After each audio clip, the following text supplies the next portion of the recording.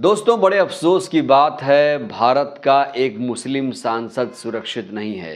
एक मुस्लिम सांसद जो लगातार आर्टिकल 19, आर्टिकल 21 की बात करता है, बोलने की आज़ादी और जीवन जीने के अधिकार की बात करता है। वो बैरिस्टर है, उसे संविधान की पूरी जानकारी है। वो जब भी बोलता है दोस्तों, संविधान के हिसाब से बात करता है। उसने आज तक कोई ऐसी बयानबाजी नहीं की जिससे किसी कौम को, किसी जाति धर्म के लोगों को आहत होने का मौका मिले। मैं बात कर रहा हूँ हैदराबाद से AIMIM सांसद असदुद्दीन ओवैसी की। ओवैसी साहब को दरअसल अब सता रहा है कि उन्हें कोई जान से मार देगा। दरअसल ये बात ऐसे ही नहीं उठ रही है। दिल्ली में उनका एक सरकारी आवास है। ये आवास हाई सिक्योरिटी जोन में है और उसके बगल में चुनाव आयोग का दफ्तर भी है। यानी आप समझिए कि वहाँ पर परिंदा भी पर नहीं मार सकता है। लेकिन ओवैसी साहब के आवास पर कुछ गुंडों ने हमला कर दिया है। आरोप लग रहा है कि उनको मारने के लिए बहुत बड़ी साजिश रची जा रही है और उनकी जान लेने पर कोई आमादा है। ओवैसी पर यह हमला कोई पहली बार नहीं हुआ है। इससे पहले भी ओवैसी पर 4 बार, दोस्तों ये चौथी बार है जब ओवैसी पर हमला हुआ है। तो बड़ा सवाल यह है कि ओवैसी को आखिर कौन मारना चाहता है? आखिर ओवैसी के घर पर पत्थरबाजी हो रही है तो पुलिस खामोश क्यों है? इतने हाई सिक्योरिटी जोन में किसी के घर में अगर कोई पत्थर फेंक रहा है, कोई गुंडा बदमाश वहां तक पहुंच जा रहा है, तो आप समझ सकते हैं कि दिल्ली का एक सांसद भी महफूज नहीं है। ओवैसी पर यह पहली बार नहीं, चौथी बार हमला हुआ है। और जानते हैं हमला किसने किया? मैं आपको विस्तार से बताऊंगा और हमला क्यों हुआ इसको भी बताऊंगा। लेकिन सबसे पहले आप जान लीजिए कि ओवैसी इस समय बहुत ज़्यादा एक्टिव हैं। दरअसल राजस्थान के 2 दिवसीय दौरे पर थे। दौरे पर जाने से पहले ओवैसी ने गहलोत सरकार को घेरा था और कहा था कि गहलोत सरकार लगातार आनाकानी कर रही है पूरे केस में, क्योंकि जिस तरीके से मोनू मानेसर पर आरोप है कि उसने नासिर और जुनैद की हत्या की है, उन्हें अपहरण किया, जिंदा जलाया, ऐसा आरोप है। तो ओवैसी लगातार इस केस को लेकर सुर्खियों में थे और ओवैसी से जब पूछा गया कि आपको किस पर शक है, कौन हो सकता है जिसने आप पर हमला कराया या हो सकता है, तो उन्होंने जानते हैं 2 टूक कहा है, 2 टूक लफ्ज़ों में ये जवाब दे दिया है कि कौन लोग हैं जो ओवैसी को मारना चाहते हैं, कौन लोग हैं जो ओवैसी के जान के दुश्मन बने हुए हैं। ओवैसी साहब ने ये कहा है दोस्तों, ओवैसी साहब ने कहा है कि वो गोडसे की विचारधारा वाले लोग हैं जो उनकी जान के दुश्मन बने हुए हैं। अब आप समझ सकते हैं, यानी ये गोडसे की विचारधारा वाले लोग हैं जो गांधी जी के दुश्मन थे, जिनको गांधी जी नहीं भा पाए, जो गांधी जी को नहीं पचा पाए। आप समझ सकते हैं ये कितने कट्टरपंथी लोग होंगे। आप समझिए दोस्तों, नासिर जुनैद का अपहरण करके पीट पीट कर जिंदा जलाने वाले अभी घूम रहे हैं, कट्टे लहराए जा रहे हैं और दिल्ली के सरकारी आवास पर लगातार पत्थर फेंका जा रहा है, पत्थरबाजी हो रही है। कश्मीर में हुई पत्थरबाजी पर मीडिया तो हो हल्ला करता है, हंगामा करता है कि पत्थरबाजों की खैर नहीं, पत्थरबाजी हो रही है पैसे देकर, पैसे लेकर। लेकिन एक सांसद, एक मुखर सांसद, एक संविधानवादी सांसद के घर पर पत्थर फेंकना मीडिया को कोई फर्क नहीं पड़ता। उस पर डिबेट नहीं होगी कि एक सांसद की सुरक्षा का सवाल है, एक सांसद की जान खतरे में है, मीडिया को इससे कोई फर्क नहीं पड़ता। और दोस्तों मैं आपको बता दूं, मीडिया की सच्चाई खुलकर सामने आ चुकी है, क्योंकि मीडिया का एक ही एजेंडा है। आप समझ लीजिए एक लाइन में, एजेंडा यह है कि कैसे हिंदू मुसलमान किया जाए, कैसे मंदिर मस्जिद करके 2022 का रोड मैप, 2024 का रोड मैप तैयार किया जाए, जिससे चुनाव जो है वो बीजेपी के पक्ष में चला जाए। ये कहने में कोई गुरेज नहीं है। आप टीवी देखते होंगे तो समझदार हैं, अगर नहीं देखते होंगे तो आपने देखना क्यों बंद किया है आप खुद जानते हैं, क्योंकि आप थक चुके थे।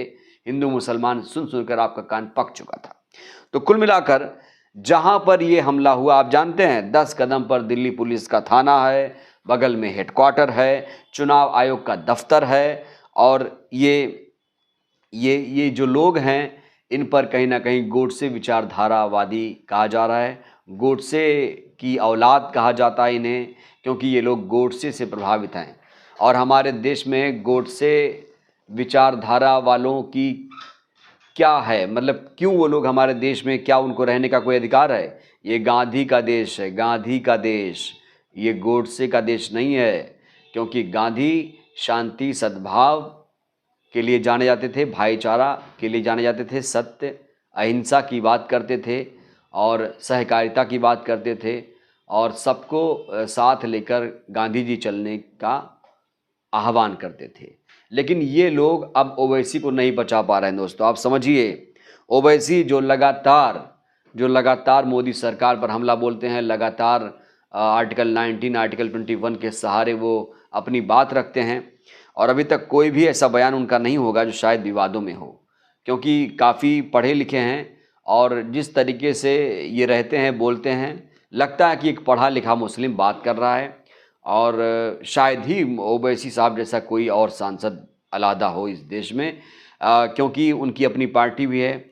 कई बार आरोप लगते रहे कि वो बीजेपी के लिए खेल रहे हैं, कांग्रेस के लिए खेल रहे हैं, ये आरोप प्रत्यारोप का दौर भी चलता रहा है। लेकिन बड़ा सवाल ये है कि क्या ओवैसी की जान खतरे में है? ओवैसी को कौन मारना चाहता है? ओवैसी के जान के पीछे हाथ धुलकर कौन पड़ा हुआ है? पुलिस आखिर क्यों नहीं इसमें कार्रवाई कर रही है? इतने हाई सिक्योरिटी जोन में पत्थरबाजी कैसे हो गई? अब बदमाश कैसे वहाँ तक पहुँच गए? कैसे उन्हें पता चल गया कि यहाँ पर ओवैसी साहब का आवास है? और अगर पता भी चला तो वहाँ तक कैसे ये लोग सुरक्षा घेरा तोड़कर पहुँचे? क्योंकि दिल्ली में हमने देखा दोस्तों, जो आवास हैं वो बहुत हाई सिक्योरिटी जोन में रहते हैं। वहाँ पर सिक्योरिटी गार्ड होते हैं, वहाँ पर आसपास पुलिस रहती है, तमाम सीआरपीएफ के जवान भी मुस्तैद रहते हैं आसपास। तो आप समझ सकते हैं। तो कहीं ना कहीं ऐसा तो नहीं कि किसी की साजिश है जो ओवैसी पर हमले करवा रहे हैं? कहीं ऐसा तो नहीं कि कोई उनकी जान लेना चाहता हो? क्योंकि चौथी बार ये हमला हुआ है और मैं ऐसे ही नहीं कह रहा हूँ। अगर कोई बार बार किसी शख्स पर हमला कर रहा है तो उसके इरादे नेक नहीं हैं।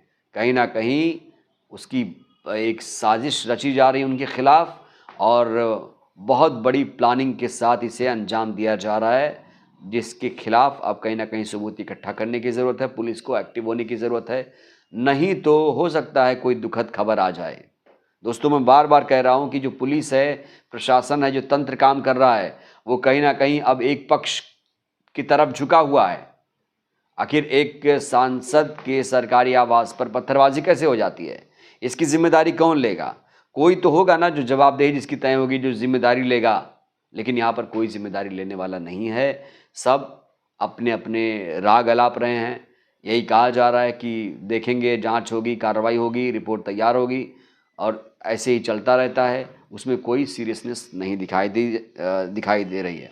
तो आप समझ सकते हैं, दिन रात गाय धर्म के नाम पर हिंसा फैलाने वाले, धर्म के नाम पर राजनीति करने वाले, हिंदू मुसलमान करने वाले अब बच्चों को अपराधी बनाने पर तुले हुए हैं।